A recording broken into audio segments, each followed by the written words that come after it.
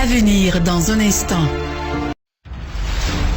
À venir dans un instant.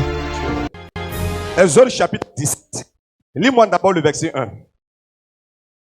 Toute l'assemblée des enfants Toute l'assemblée des enfants d'Israël partit du désert de Sin, selon les marches que l'Éternel leur avait ordonnées. Et ils campèrent de Rephidim, où le peuple ne trouva point d'eau à boire. Verset 8.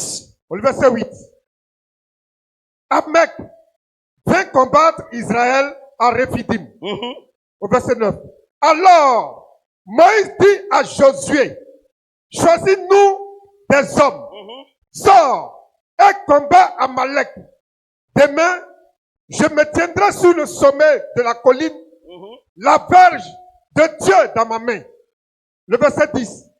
Josué fit ce que lui avait dit Moïse pour combattre Amalek. Et Moïse, Aaron et Hur montaient au sommet de la colline. Verset 11. Lorsque Moïse éleva sa main, Israël était plus fort. Et lorsqu'il baissait sa main, Amalek était plus fort. Verset 12. La main de Moïse était fatiguée. Ils prirent une pierre qu'ils placèrent sous lui et il s'assit dessus. Aaron et Hur soutenaient ses mains, l'un d'un côté, l'autre de l'autre. Et ses mains restèrent fermes jusqu'au coucher du soleil. Amen. Donc, j'ai dit l'unité où? Dans le combat. Bien aimé. La force qui sort de là s'appelle la victoire. La Bible dit qu'Israël s'est retrouvé à Rephidim.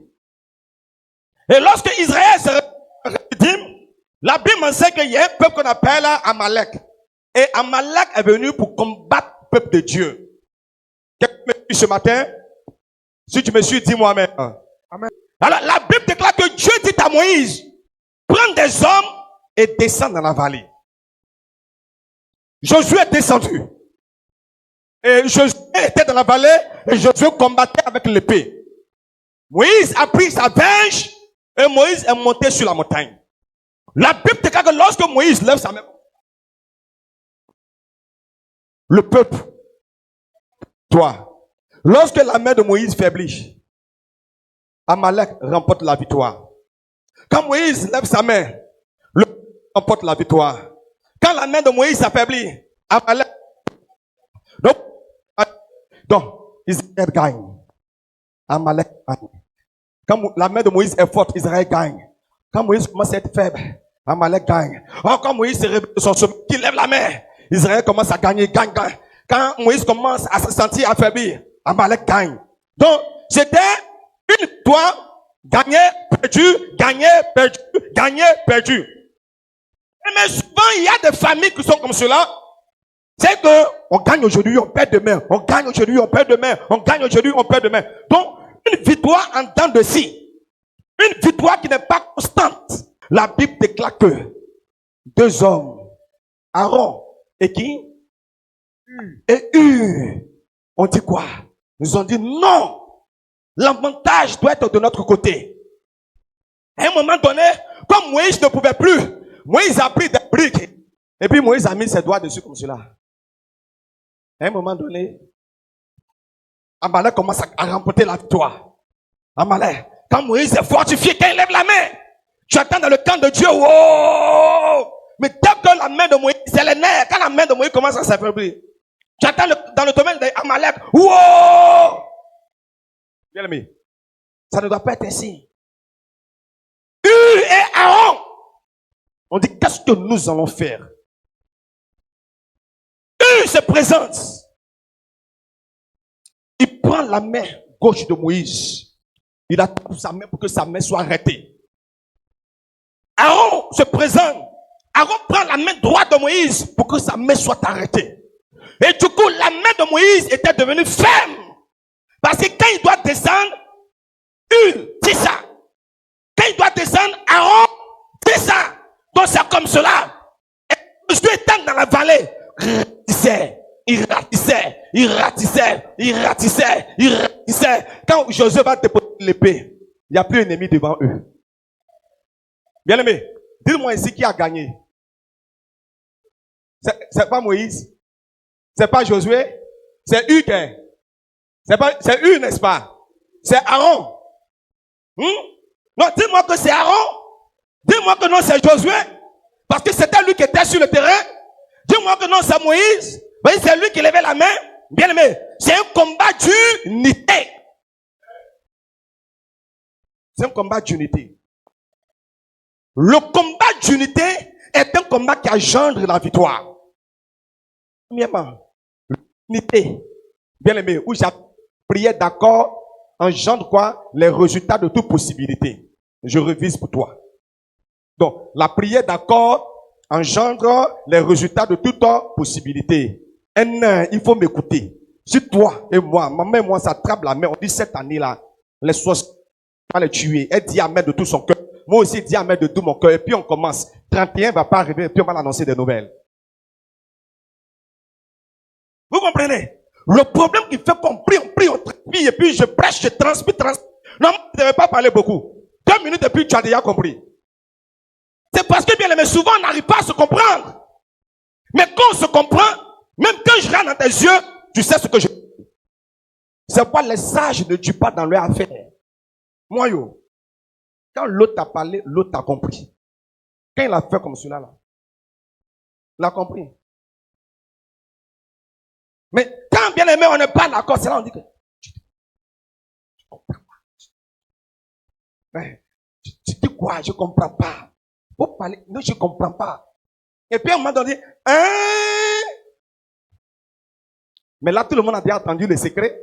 Mais si dès le début, là, tu avais compris, on a fini avec là. Bien aimé, c'est comme cela. Donc, bien aimé, si nous voulons avoir de grandes victoires, mettons les prières d'accord. Si on a compris ça, il n'y a pas un seul ennemi qui peut résister. Il n'y en a pas. Pendant que tu es un Josué, tu es dans la vallée. Il y a montagne. Il y a des arons qui sont là puis fortifiés. Il y a des arons qui sont là puis fortifiés. Ils soulèvent les mains. Ils soulèvent les mains. Et c'est dans ça. On n'a pas dit que Moïse a remporté la victoire. Mais quand tu lis la Bible déclare que le peuple de Dieu prit le dessus sur Amalek. Alléluia. Donc bien aimé, c'est ainsi que la victoire pour ta famille, dans ta famille biologique là, s'il y a la division, le sorcier va entrer. Dans ton foyer, s'il y a la division, le sorcier va entrer. Si les gens veulent vous tuer, ton mari et toi, vous vous attrapez les mains, priez d'accord, vous priez. Ils vont voter. Quelqu'un viendra te demander, ton lit là, tu as mis ça où? Tu dors comment? Pourquoi? Parce que vous faites ce qu'on appelle la prière d'accord. Alléluia. Bien aimé, c'est sur ce dernier point que je veux m'arrêter. Pour conclure avec Jean le chapitre 17.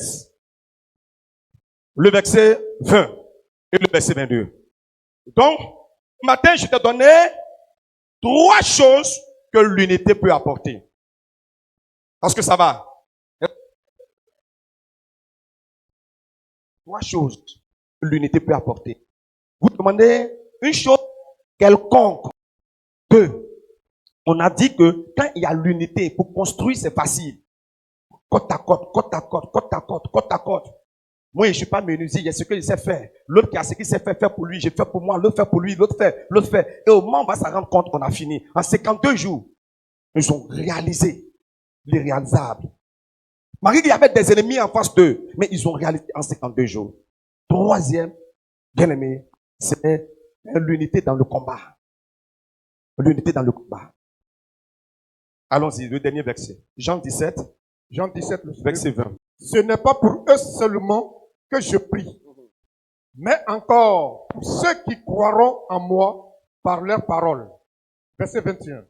Afin que tous soient un, comme toi, Père, tu es en moi, et comme je suis en toi, afin que eux aussi soient un en nous. Pour que le monde croit que tu m'as envoyé. Amen. Au verset 22. Je leur ai donné la gloire que tu m'as donnée, afin qu'ils soient un comme nous sommes un. Amen. Reprends le verset 21. Verset 21. Écoutez très bien, hein, parce que là, je Verset 21. ne vais pas le développer plus. Oui. Afin que tu sois afin que tous soient un, qu'ils soient un, comme toi, Père, tu es en moi, tu es en moi, et comme je suis en toi, comme moi je suis en toi, afin que eux aussi soient un, afin que eux aussi soient un en nous, en nous. Mhm. que le monde croit que, pour que le monde Pour que le monde... croit que tu m'as envoyé. Amen. Je vais monnayer ce verset. Jésus dit, Père, comme toi, Père, tu es en moi, et puis moi, je suis en toi. C'est pour ça, lorsqu'on dit à Jésus, montre-nous le Père, il dit, non, mais celui qui m'a vu, a vu le Père. Parce que nous sommes un. Il dit, comme toi et moi, nous sommes un. Que eux aussi, là, ils soient un. Afin que quoi? Afin que le monde croit que tu m'as envoyé. Donc, la conversion des âmes, ou le salut des âmes, part par notre unité.